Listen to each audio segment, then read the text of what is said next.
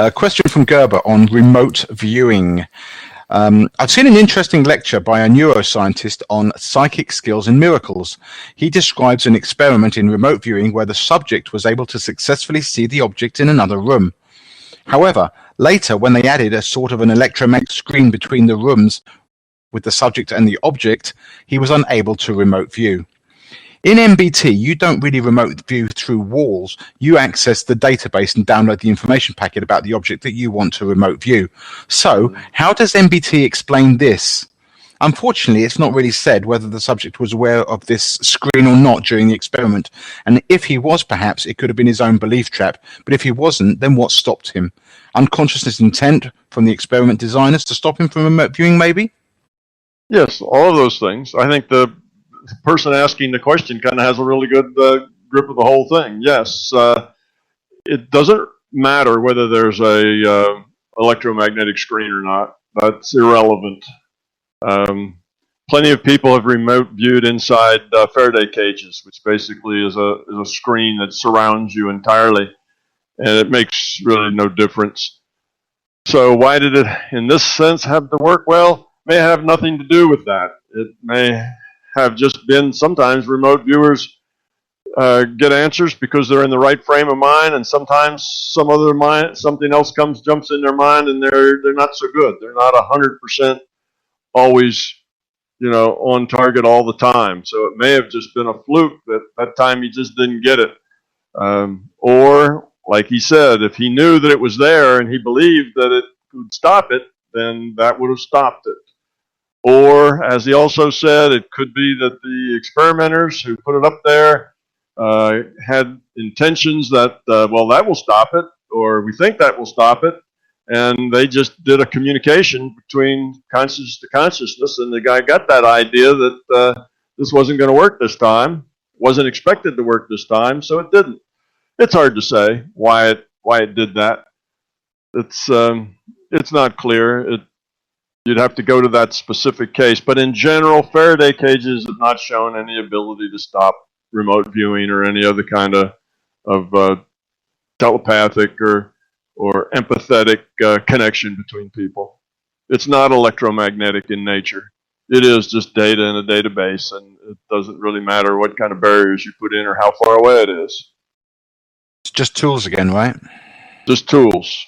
Yeah. Okay.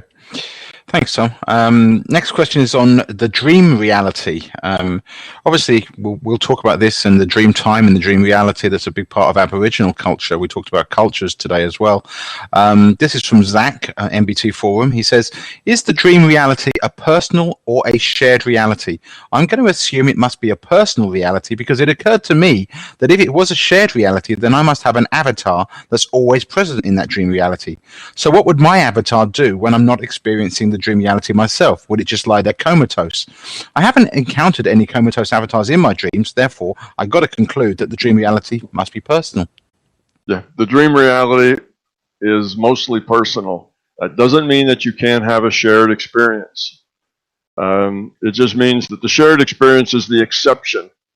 And what's going on there is that the two individuals have connected to a consciousness link, and they are sharing aspects of a dream. So shared dreams happen, but it's in the margins and not that often, because fundamentally, if you just talk about the dream reality, is individual. But you do have two individuals. They are both conscious, and they can communicate. They can connect. And if there's a strong connection between them, like they're twins, or mother and son, or some other kind of girlfriend, boyfriend, some other kind of a connection, then they might indeed show up in a dream together because they are communicating consciousness to consciousness, and there's an overlap there. But the dream reality itself is personal. It's not it's your own data stream, and it doesn't contain the other players there aren't other players from your reality here most of the time. I know that my dreams, Tom, feel incredibly real, but most of the time I don't know the people in them. But the scenarios I find myself in are very strange, and the people, whether they're real and they just happen to have drifted in, I don't know. But they always leave me perplexed every morning I wake up. Talking of sleep, Gerber asks a question about clarification on less need for sleep. In your books, you mentioned that you used to be a sleepyhead and slept 9 to 10 hours a night. But after you became a regular in the non-physical, the need for sleep reduced to 2 to 3 hours, and it has stayed like that for years, and you remained very productive in work. Gerber himself sleeps 9 to 10 hours himself a night, but would love to be able to reduce it to maybe 6 hours. He says, we live in a busy world and that few hours would help me so much. Could you please share some hints and your insights on this phenomenon? Well, it's not so much a physical change that takes place as it is an attitudinal or mental change. And that mostly has to do with intent. You can get by with less sleep if you can be very, very focused on what you're doing. In other words, if you don't let that tiredness interfere with your cognitive function. And sometimes that's just brute force. For example, let's say you feel very, very tired, you haven't had a whole lot of sleep, but something really important comes up. Okay, I'll try to make something up. Let's say you're very, very tired, and one of your children runs into the coffee table and puts a big cut in their head, and they have to go to the emergency room and have stitches put in it. Well, suddenly, you're not tired anymore. You can react to that, deal with it, and after it's all said and done and everything's quiet again, now you're tireder than ever. But while that was going on, you weren't tired. That's just because you focused. It was important, so you focused. When it's not all that important, it's just work you have to get done. You know, it's like, well, I got more work to do than I can get done. It's not really what I want to do with my time, but it's work that needs to get done. Well, then you probably won't have that focus on it. So if you learn so it's not so much teaching the body not to be tired. And you can probably work on that where you don't need quite so much sleep, but I don't think that's the biggest part. I think the biggest part is mental, where you learn to focus even though you are tired. You learn to push the tiredness away and bring up everything you need to deal with mentally, bring it up clearly. So you can work through your day, you can interact with people, and you're wide awake and seem to be doing fine, and you just refuse to give in to the tiredness. You refuse to process the feeling of tired. So you set the feeling of tired aside. You can do the same thing with hunger. You can just push the hunger aside. So, okay, you didn't eat breakfast, you didn't eat lunch, now it's dinner time, and there's something else you really need to do instead. You just ignore the hunger. And when you ignore it with enough focus, it just goes away. It's not like then you feel hungry. You just aren't hungry. You just ignore it. So your body may be saying, give me food, and you just say, nope. No sense complaining. I'm not going there now, so let it go. And the body will let it go. Or you just shut off those signals, however you want to express that. So you can get to the point where you only have to eat when you feel like it. You can skip a meal. You can skip 2 or 3 days worth of meals. Fasting is easy. You can just go on with your life, not eat for 2 or 3 days, and hardly don't miss it. Not hungry. Don't feel any particular problem is going on, and then you can start eating again and everything's still fine. So that's just your intent overriding your bodily functions. So it's kind of a mind over matter thing, to where you can turn off that message of pain. You know, people learn to deal with pain that way, in the same way. Something that was learned probably about 30 years ago, that people who have chronic pain had to take chronically take drugs. And when they did, they'd get addicted, they'd have all kinds of side effects, and the drugs would end up ruining their life every bit as much as the pain was ruining their life. So it was a tough choice.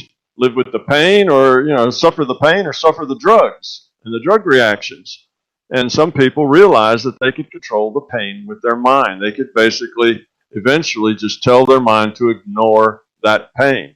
Well, it's the same sort of thing. You can ignore being tired, you can ignore being hungry, you can ignore pain, you can just turn those signals off to where you function just like they weren't there. Okay. That's more of a mind over matter. It's not so much that if you cut yourself, you won't feel the pain. It's just that you're not paying any attention, and it gets to be selective. So you can cut off some pain and leave other pains. So that you can, yes, somebody pokes you with a pin, you'd feel it right away. But no, that kidney issue that you have, that's chronic pain that never goes away, well, you can just turn that off. So it's not turning off all pain, it's just selectively turning things off. Your body gets good at that. People, I lived I didn't actually live in a town. I went to school in a small town that had a tannery just outside of town. And I don't know if you've ever been around tanneries or not, but they smell horrendously. It's a real strong odor. Part of the process of tanning hides is an odor that's strong enough to, make you heave if you get a strong whiff of it. Well, the people who lived over on that part of town where the tannery was couldn't smell it. Sometimes the wind would change, and in my high school, everybody would suddenly start choking and run to shut the windows because the wind was blowing the tannery odor into the school, and everybody's gagging and whatever. And the people who lived over on that area would say, "What? I don't smell anything." They had notched that out. I once lived no more than about 200 feet from a raised railroad track that was about 20 feet in the air, just about the upper level, of my house. And it was a busy track. Trains ran through there all the time, such that when a train would go by, the whole house would shake. Pictures would fall off the walls, and dishes would all rattle in the cupboards. It was that kind of a thing. And the noise was horrendous. You'd have to scream at somebody 2 inches away from you for them to hear you. It was just this horrendous noise. I was much poorer then in those days, so that's what I could afford, was this little house down to this little cottage next to the railroad track. I was a graduate student then, and I got to the point, and so did my family, got to the point that we didn't even notice it. The train would go by, and we just automatically stop talking, start up again after it left, and if somebody asked us, "Did the train just go by?" we'd go, "Well, I don't know. I didn't notice it." We actually just didn't notice that, and it was that horrendous. You could actually, sometimes you'd see the stuff, the dishes shaking, and you'd say, "Oh, a train must be going by," and then you could make an intent to hear it, and there would be this roar. So your mind can focus on certain things like that and just notch them out. So you get a notch filter. That's a double E term. You get this notch filter that just filters out that particular sound or that particular odor, or the need for food, or the need for sleep, or any of the other things that kind of your body tells you that you have to do.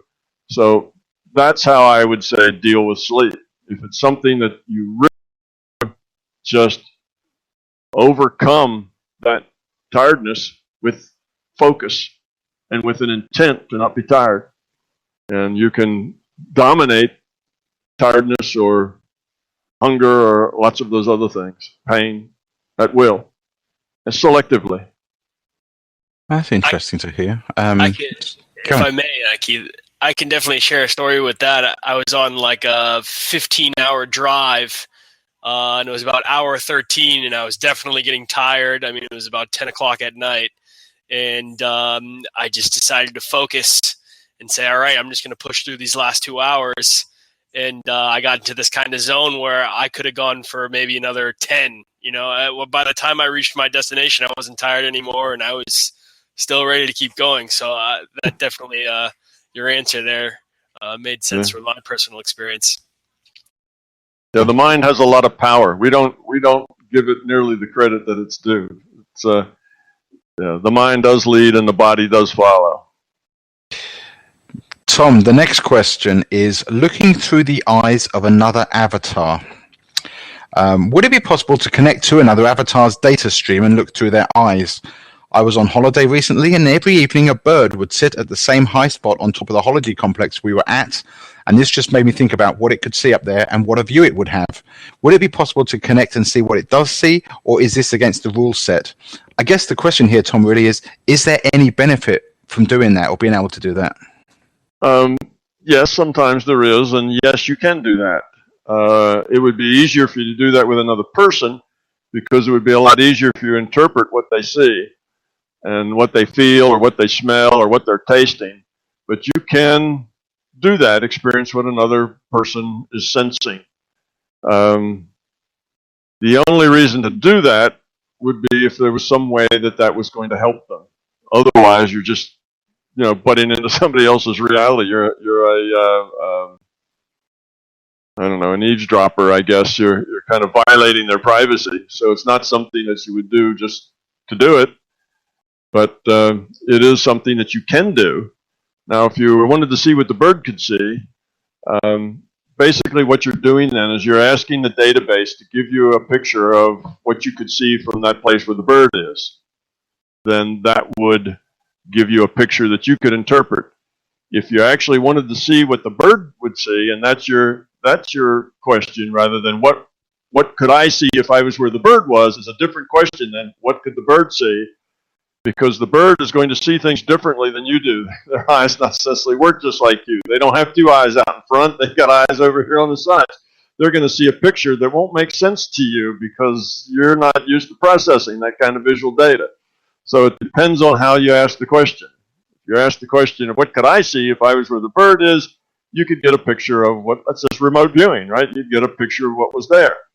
If you want to see what the bird sees, you probably would have a hard time interpreting what that bird sees, because you would not have you would not have created the mechanism for interpreting that visual data. And it wouldn't necessarily make sense to you, because birds don't see what we see. They see it differently, and they process it differently. But yes, it's possible. I've done it before multiple times. Sometimes it's good if you want to know how somebody's feeling, because you can't interact with them in a way to help them if you don't really know what's going on in their feelings. If they're upset or something like that, then you have to make sure you don't trigger more of that or whatever. So you need to understand a little bit of what they're feeling. So that's called empathy, and you can take that empathy to where you just have kind of a little bit of a sense of where they are and how they feel, and you can take that empathy to the more extreme, to where you know exactly what they're feeling and thinking about a particular subject. You can feel their feeling. That's available. It is just jumping into their data stream, basically. Okay, that makes sense, I think, to me. I'm trying to read the next question, Tom. I'm sorry, I kind of got sidetracked. I'm trying to work out how to ask this next question, just making sure we get it right. It's about various paths, having two different paths that lead to low entropy. This person says that they have a friend who grew up Catholic but is no longer overtly religious. He says he's spoken to him before about Tom and My Big Toe, and he's always been very interested. But recently, he said something that made him think, I've never really thought of that before. And what he said was this: I think that if we're all here in this PMR for a reason, and that reason could be to evolve to a certain level, is there a chance that there could be two paths, one to evolve being good, kind, thinking of others, being love, etc., and the other being to evolve in the opposite way, to becoming evil, but both roads ultimately leading to the same goal? The reason that made me think twice about this was because I thought I'd heard Tom say on a Fireside chat once or twice before that some IUOCs in the non-physical choose to lower their entropy negatively. And if so, does low entropy in this case really mean low entropy? Whether it got that way through love or fear, does it matter? Does it make a difference? I think that's a little incompatible there. You don't lower, how can I say this? Fear is not generally a path in which one lowers one's entropy. Right. Now, you can, because of fear, work yourself down to a point where where you're at the bottom of the barrel. What do they call that? The dark night of the soul, where the fear and your ego has gotten you to a point where you're at the bottom of the barrel. And at that point, you look around and say, I got to change. This just can't be. And you open your mind, and then everything after that gets better. So now you might say that fear and ego help you get better. Well, that's a context in which you might be able to make that statement. But basically, that's not the case. The fear takes you in a negative direction, and the love takes you in the opposite direction. And can you turn around? And can a fear lead you to a place where then you can turn around more easily? Whereas you wouldn't have turned around until you hit that bottom place, and that gets you to turn around. Well, yes, okay, those things can interact like that. But fear is not a path. It's not like you have two paths. One to do, love, and one to do fear, and then somehow you learn equal amounts from both of those, or you end up at the same place. Yes, there are bad examples. People can learn from doing wrong things. That's learning from your mistakes. So you can do something bad, and then you can say, wow, that was really bad. I hurt a lot of people. I won't do that anymore. And now you grow up some because of it. So in that way, you can benefit from a fear, but it's not really the fear that's benefiting you. It's the realizing that the fear is a bad thing and turning around that's benefiting you. You don't really say, well, the fear made me grow up. No, it didn't. The fear just puts you in such a bad situation that you saw that growing up was a better alternative. So I'd say that fear doesn't grow you up in any case. It can maybe get you to a point where you realize that it's bad and make it an intent to grow up. But fear is always negative. And yes, some entities do purposefully evolve toward the negative because it's what we call a negative entity. And they, by evolve, I mean they purposely take the negative path. That's the path they're on, but it's a very limited path. And they're not very happy campers. They are miserable entities for the most part that are into control, power, and force. And the only thing that makes them happy is chaos and control, power, and force. Hurting others is something that pleases them because it shows them that they're powerful. So you get into really negative, dismally unhappy, miserable entities that evolve that way. But they evolve that way. Why would they choose that? Because they're looking for power. They're looking for control. And that's the easier way to get it. Right? There's always a lot. It's always easier to do something negative than it is to do something positive. There's always, there's 1,000 ways to do something wrong, but only 1 or 2 ways to do it right. That's why lowering entropy, it takes work, it takes effort. And when you stop working at it, you tend to backslide. So you have a problem in a relationship and your wife or your husband is really upset with you. Well, there's probably 1,000 things you could say that would make it worse. But there's probably only 2 or 3 or 4 things you could say that would actually make it better, you see. So you have to think about it. You have to put energy into it. You can't just blurt out whatever you feel or whatever. You just need to think about what you're doing, why you're doing it, and make good choices. So the negative is easy. The negative gets you power in the sense that you can affect things. It's like a 2-year-old. When a 2-year-old sees, has an older brother, and the brother builds up some kind of structure out of blocks, the 2-year-old comes along and kicks it down. And why? Because that's the only power he has. It's the only power he has to change anything. He doesn't have the coordination to build. He doesn't have the concepts. He doesn't have the picture spatial. He doesn't have any of that stuff put together yet. So building is just too hard. But he wants to affect the world in some way because that kind of verifies that he's alive and he's in this world. He wants to affect it. Well, the way he can affect things is by making noise and breaking things and, kicking down things that other people do. So that's what a 2-year-old does because that's them exerting themselves in the world, and that's all they can do. So there are those entities that find the power is worth the de-evolution because they can assert themselves in the world more easily with negativity. And, but they're not lowering entropy, Tom, no? They're not lowering entropy, no. They're increasing their entropy. But the reason he says that is that they are, they're increasing entropy in the big picture. As far as their little picture, their own little picture, they're always raising entropy in the big picture. And that's what we're talking about. They're raising entropy in the bigger picture. In the little picture, they may be lowering entropy in that they are creating their own, their own power, their own ability to order things. All right, so they can maybe order things, force people to do things against their will. Maybe they can force other things can happen. They may even be able to force order on things, like make the trains run on time. A little tidbit out of history, right? With Mussolini, going to make the trains run on time. So they may force order, but you see in the bigger picture that raises entropy. It's just forcing order on a small scale, locally, within them. Okay, they can become more powerful, if you will, because they have a bigger forcing function. So in that way, we can say they lower their own entropy through control, power, and force. And I probably said that before, and maybe that's what they're thinking of. But that's locally, just with them in a small picture. In the big picture, what they're doing, even though they may be lowering some entropy by forcing structure, in the big picture, they're raising entropy. Because whenever you force anything, you're going to create more trouble than you solve. Thank you, Tom. I have one final question from Pauli, and I hope I do this question justice the way I read it. Tom, I've noticed that there is a belief I have created for myself based on what you teach. It is a belief that knowledge increases the speed with which I acquire further knowledge.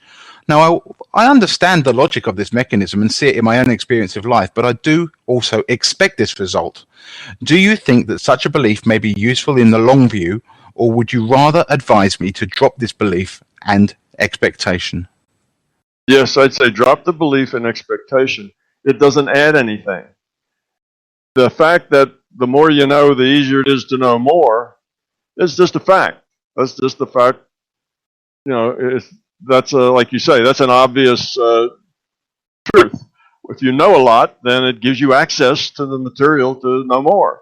So that is a fact to accept, but you don't have to expect it. If you expect it, then you've set something out for yourself to accomplish. You've set something out for yourself to do. All right, I know more now.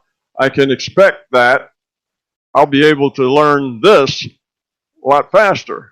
Well, that may not follow. You may not learn this a lot faster, and there may be other reasons. And now you're disappointed, and now you want to know what's wrong and why you didn't do it. You see, so the expectation becomes a problem because you don't necessarily know how everything is connected and just how much better is this going to help you learn that. If they're really closely associated, then there should be a good correlation between them. If they're not, there may not be much of a correlation between them. And that may be learning that may be something that's going to be particularly difficult for you because of some ego or some other issue you have, or maybe it's outside of the kind of stuff you normally deal with and you're not used to thinking in those terms. So there's all kinds of reasons why that expectation may fail to happen. And if you have the expectation, then you have disappointment. And where you have disappointment with yourself, that's not helpful. It hurts your getting in the way of actually seeing what's going on. So, yes, accept the fact that the more you know, the easier it is to know more, and use that in the sense that go, build on your knowledge, but don't have an expectation of exactly what that's going to produce. What's the old saying? He who has no expectations is rarely disappointed. So why set yourself up for disappointment? What does it add? What does that expectation or belief add? Doesn't add anything. You should still have the same motivation to learn more. I don't see that the expectation of that belief actually gives you anything, and it actually makes it possible that you'll be disappointed with the result because you expected more than what actually happens.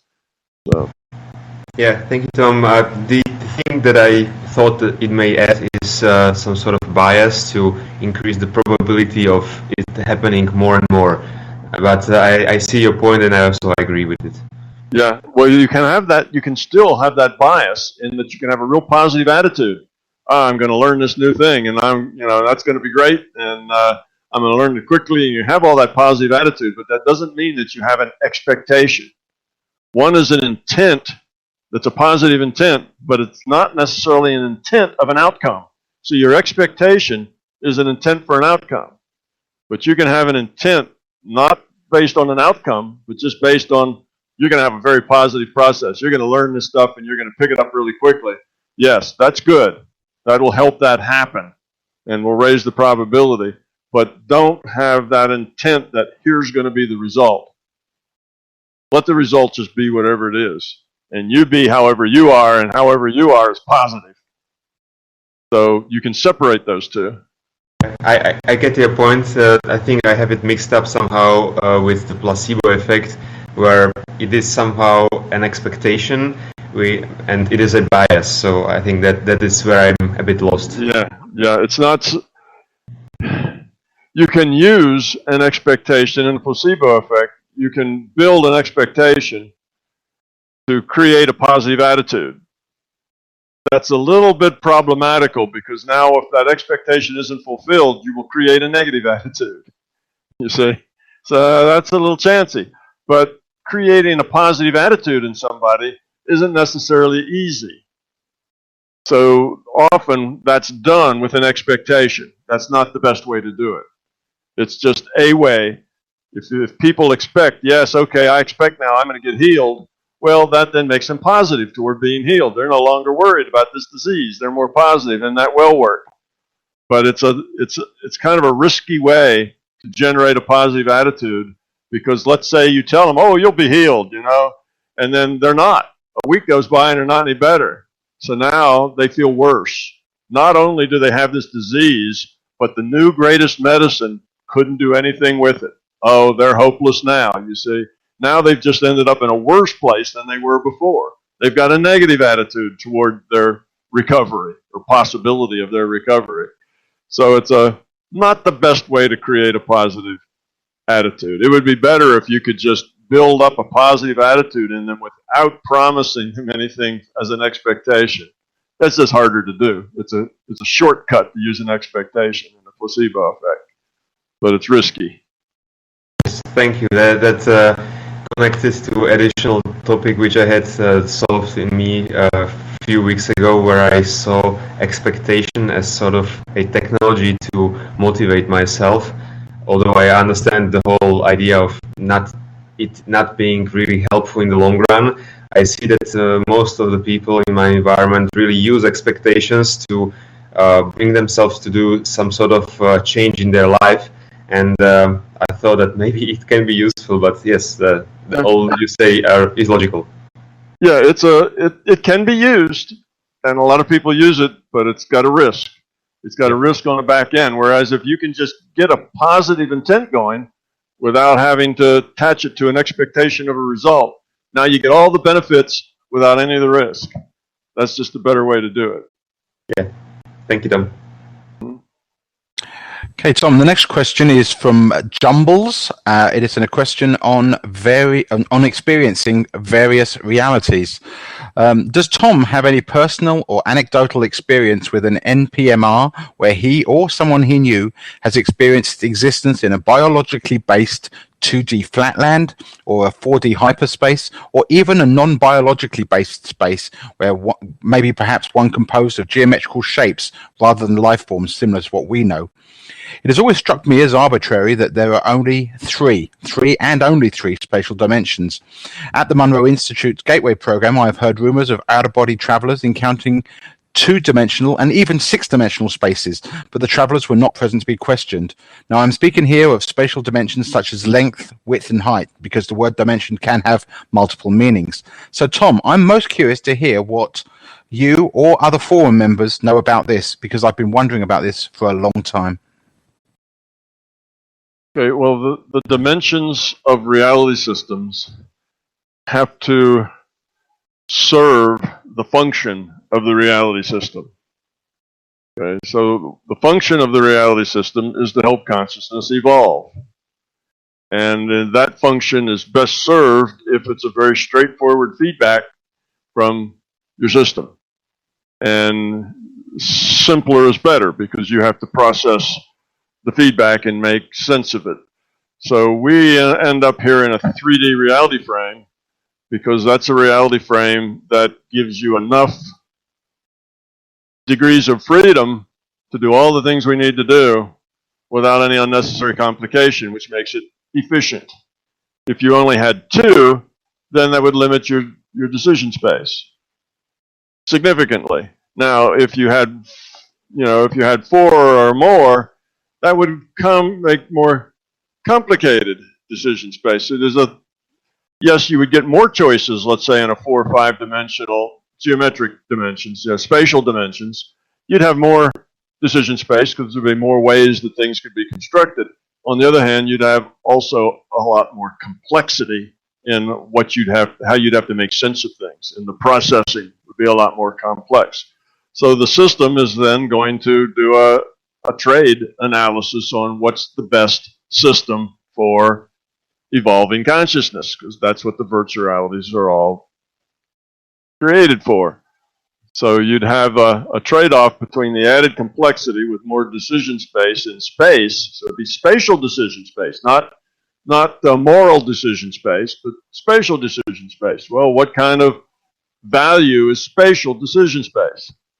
How many ways that you can set down a cup on a shelf, in the multi-dimensions, that means different kinds of things, you see. Well, the extra dimensions in space don't add a lot to the quality of consciousness kind of choices, which tend to be moral choices for the most part. So in any case, we see my experience is mostly they are 3D type reality frames, because that's the sweet spot as far as decision space that's useful versus complexity and ability to process easily. So that just tends to be normal. Now, as far as that last thing about geometric shapes, I have been places where, quote, the critters, unquote, who live there, the things, the life forms there, didn't at all look like what we're used to. And they were more geometrically shaped. They weren't just triangles or something. One place particularly, they were cones, more of a cone-shaped structure. Looked more like a geometric shape. So things can take different forms, but still it was mostly a 3D reality. Now, another thing that would be very difficult is if, let's say that there is a 6, spatial degree reality, and let's say I do get into that data stream. What am I going to make of it? How am I going to see that? Am I going to say, oh, I'm in a 6 degree of freedom spatial space here? No, I'd say, what? This is nonsense. This doesn't make any sense to me. I can't process this. And I'd leave it alone as just one of those spaces that was not useful because it didn't make any sense. So I think that you would, even if there were such places, if we got into them, they wouldn't be something that we would really be able to interpret the data very well. We'd be trying to do 3D pattern match to what we get in the data, and it just wouldn't work. And it would be very confusing, and I suspect unprocessable. So even if it was a 4D space, it would probably just be unprocessable. So I think you're not going to get people to come back and tell you, oh, I was in a 10D space and I was in a 7D space the other day and this and that, because you're just not going to be able to process that stuff. They're all going to look the same. A 10D space and a 5D space, they're all going to be jumbled to you, and you have to decode the information you get based on your experience. The experience you have with this avatar in 3D, that's how you decode the data you get. And you're going to try to decode it in 3D, and it's not going to work. So it's just you won't see it as a coherent reality frame. So that's why I think I'd be kind of skeptical of those that claim they've been the ND space we're in is greater than 3. Now, less than 3, a 2-dimensional space, we could comprehend that and we could process that because our 3D space is a superset to a 2D space. So that would be comprehensible, but that wouldn't necessarily be limited entirely is for consciousness evolution, because we've all read Flatland, I guess, and we realize that those little creatures in Flatland, they had moral choice and they had things that they had to do. So that was a learning space. I suspect it wouldn't be as rich a learning space as a 3D space. Therefore, I wouldn't think that the system would make a whole lot of things that were less efficient, more limited that way. But in any case, that would be a possible thing we could decode. I've never run into any of that. My experience is that all the spaces I've been in that I was able to function in were all 3D spaces. And I don't really, I'm trying to remember if I've ever had a sense of being in a space and getting a data stream that was just a jumble that I couldn't decode it, and I don't think I've ever had that experience. It's just hypothetical. Talking about if there were, hypothetically, these higher dimension space, that would be impossible for us to decode with our experience space. So I think mostly it's 3D space. 2B, I've never been there to a 2D space. I have read Flatland, though, and see the possibility of it, but I don't know that it would happen very often. It'd be a pretty rare space if that were the case. It's sort of like, once you've done 2D games, once you've done Pac-Man and Pong, and then you've graduated to World of Warcraft and No Man's Sky, it's kind of hard to go back to, Space Invaders or some kind of two-dimensional game. It's like they just don't have, they're not as challenging. They don't have as much a draw for us. So it would be the same way. It'd be a limiting space to grow up in, but it's possible. I've never seen it. All right. Thanks, Tom. Adam, you have the next question for Tom? Hey, Tom. Yeah. On your recent trip to Boston, I asked you about ice cream, and you mentioned the Champion Juicer, which I ended up finding on Craigslist for a pretty good price. And now I've been making ice cream nightly for my family, and we absolutely love it.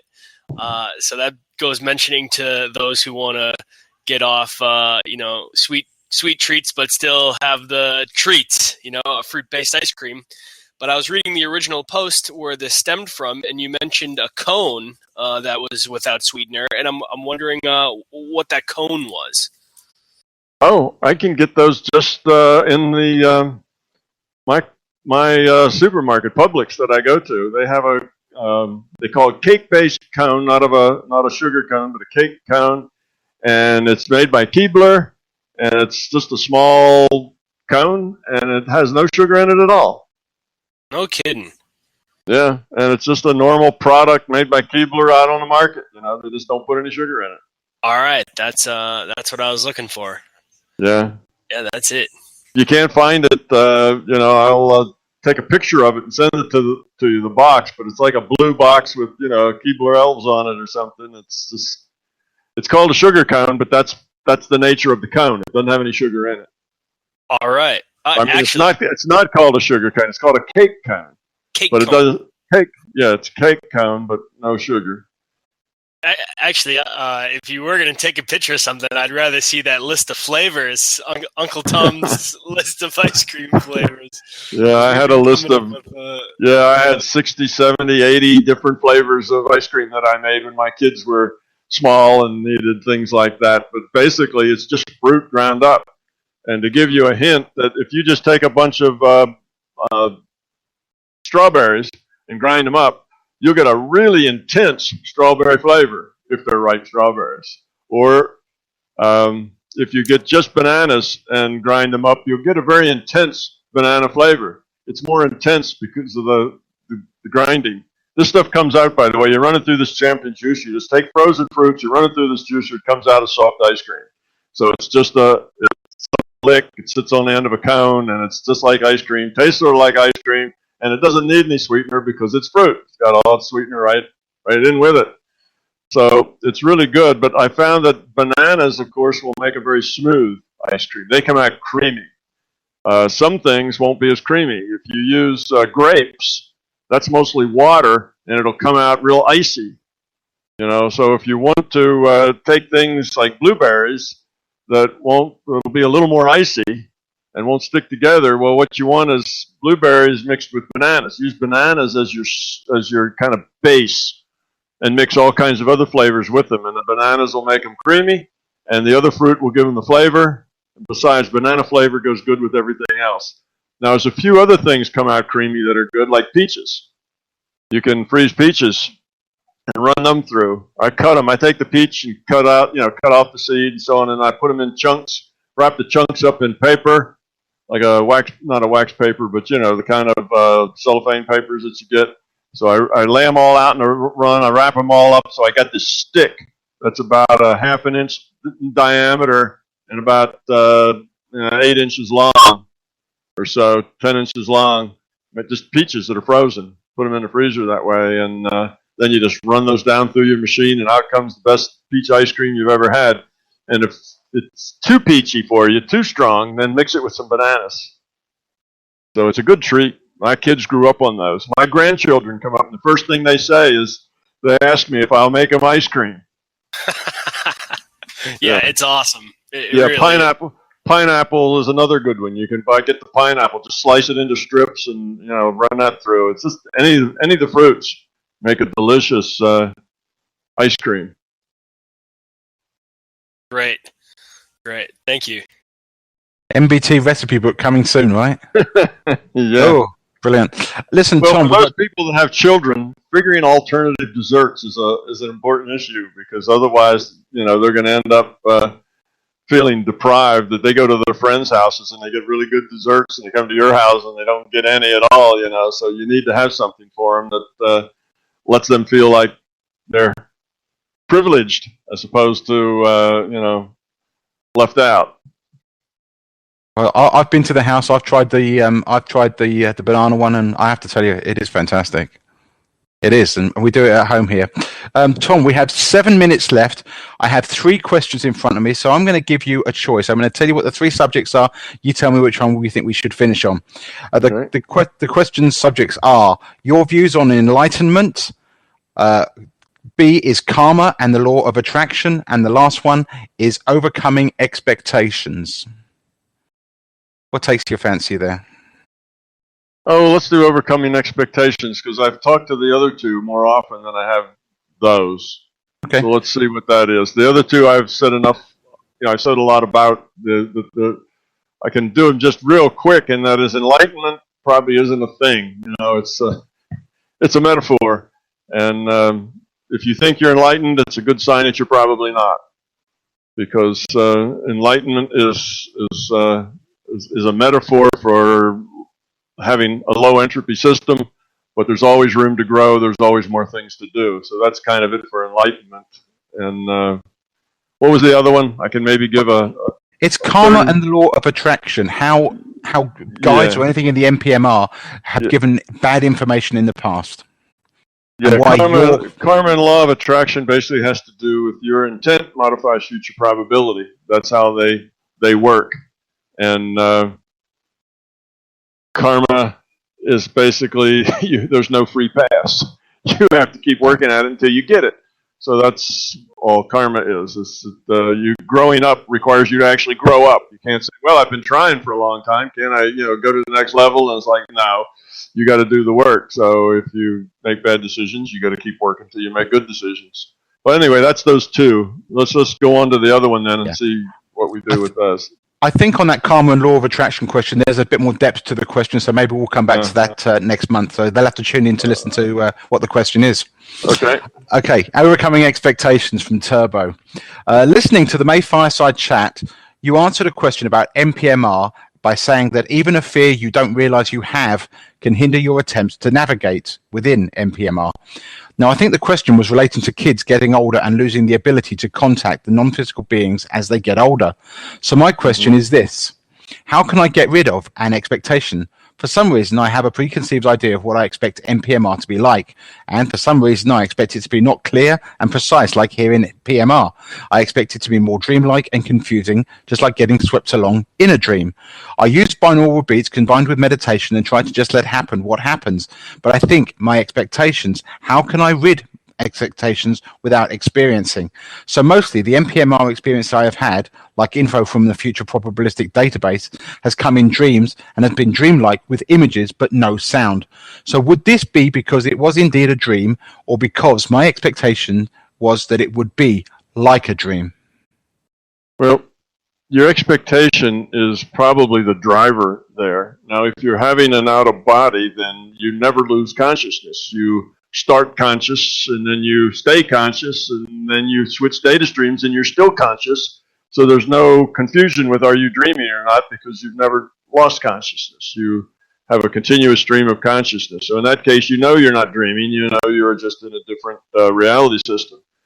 If you do lucid dreaming, then you tend to believe that it's more dreamlike, so it is more dreamlike. The expectation is probably your problem. How do you get rid of it? How do you get rid of a belief? An expectation is another kind of belief. So how do you get rid of a belief? Something you believe. Well, you have to, again, it's going to take a little work. When you catch yourself, being pulled along inside that belief, you need to stop and get out of it and not have that expectation anymore. It's just a matter of, I guess, again, force of will, that you don't get stuck in that belief, that you're just open to whatever happens, however it happens. You may try to perhaps counter a foggy belief with a clear belief. It's going from one belief to another, but maybe if the two of them will cancel each other out, and you'll end up in the middle with no belief. If you want some kind of a tool that you can use in your mind, convince yourself that it's going to be clear. It's going to be just like here. It's going to be something that you see in vivid Technicolor with detail, and that you can zoom in and out on the detail. You can get in as detailed as you want, or you can zoom back out, just like you do with the zoom function on your computer screen. You just have to let go of that belief. I don't know. It's not an easy thing to do, let go of a belief. When we're trapped in a belief, it's hard to think other ways. And like most of the letting go of fear is the same way. It's kind of hard to do that when you're in the fear, but it's just force of will. You have to have the intent to let it go, and just keep working on it, and don't be discouraged if you can't let it go right away. Just keep working on it, and very slowly you'll start making progress if your intent is there to let it go. But yes, if you have foggy, non-specific kind of out-of-body experiences, that's because you believe that that's the way they are. I went through that sometime, I don't know, a couple of years into Monroe, where my experiences, I felt I had to go into the fog to get there. And Justin had a similar kind of thing that we worked with when we were together at Monroe. It's the same sort of thing. You have this process that you go through, and part of the process is relaxation, and then it's let all the stuff go, and then you're in this reality frame, but you're just barely in it because you want to be asleep but not asleep. You want to be asleep but awake, and that's on this border, like theta hypnagogic state, and you think that's the way it has to be, so that's the way it is. And realizing that it doesn't have to be that way, that you can be just as clear-headed as you are when you're awake and get in the out-of-body state just as well. And the biggest thing is that when you do it, you go, this couldn't possibly be true. I couldn't be in an out-of-body state. I'm just making all this up because I don't feel in the fog. I don't have all those signs and trappings of the things that to me say that I'm in this out-of-body state. And without that, then you toss it away. So you don't know that you can do it because you've defined that as not being it.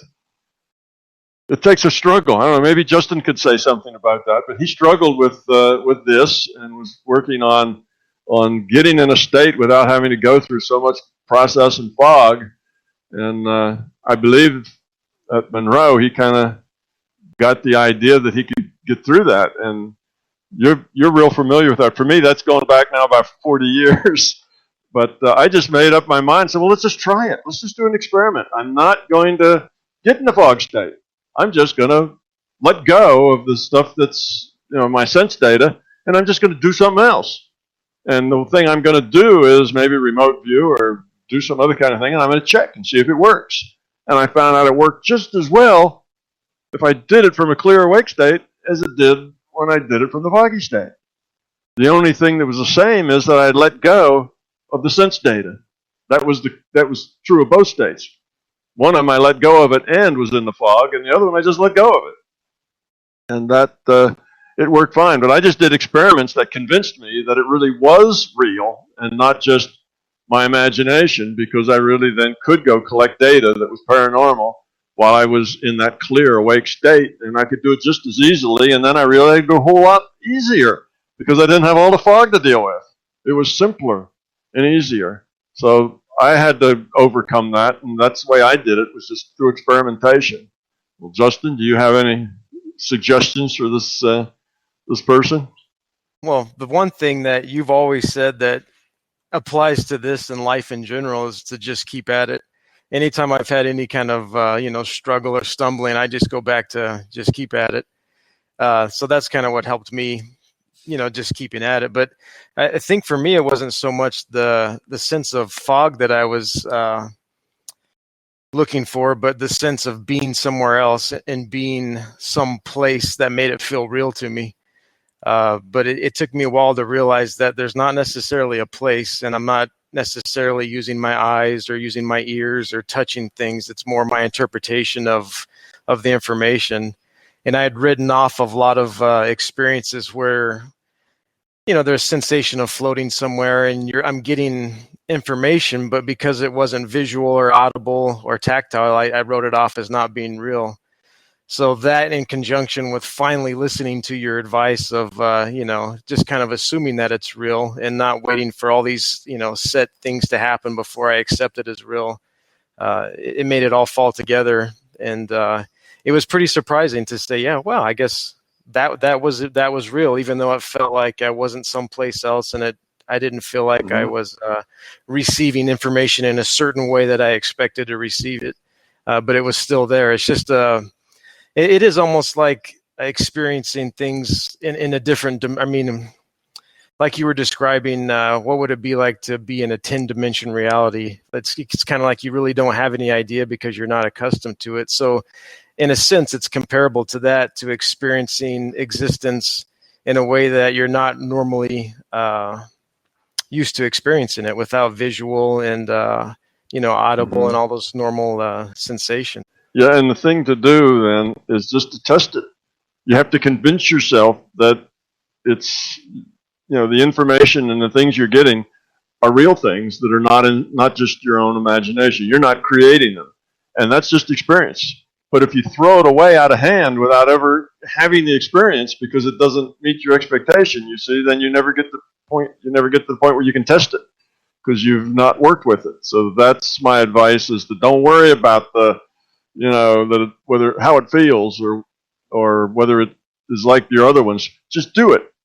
Do it clearly. Do it with a perfectly clear head and test it and see whether or not the information you're getting is indeed the same quality and type of information that you got before when you went through the fuzzy place or the place that met all your criteria. You see, and I think you'll find that after you work with it a while, that it's not only just as good, it's better.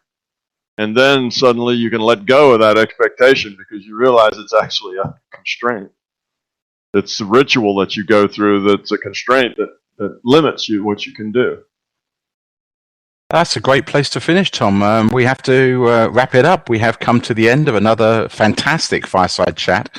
I've managed to suppress my hunger for 3 hours, so that works. Thanks to everyone for all the great questions submitted again, as always. Thanks to those who joined us in the room this afternoon. Thank you, Tom, for your time, and thank you for watching. Please join us again for the next MBT Fireside Chat, and for now, take care.